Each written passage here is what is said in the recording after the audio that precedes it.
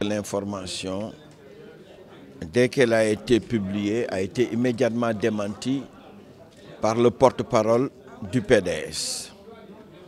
Et jusqu'au moment où je vous parle, la preuve de la réalité d'un tel chiffre n'est pas toujours apportée.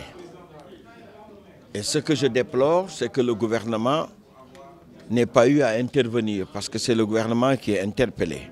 En premier lieu, d'autant plus que cette information a soulevé un grand tollé.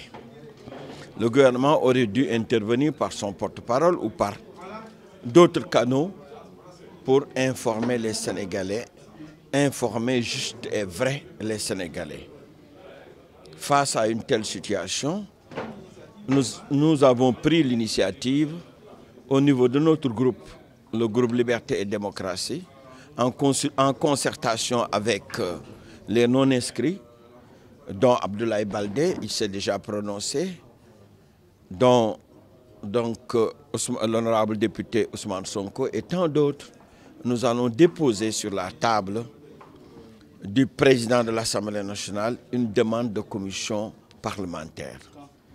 Nous allons le faire assez rapidement. Je ne voudrais pas vous donner avec les faits, mais je suis sûr, au lendemain des fêtes, immédiatement, dès les premiers jours de janvier, cette demande qui est actuellement prête et qui est en train d'être circularisée va être déposée sur la table du président de l'Assemblée nationale. Les Sénégalais ont besoin de savoir. Comment se compose ce montant, comment ce montant a été dépensé. Parce qu'aucun montant,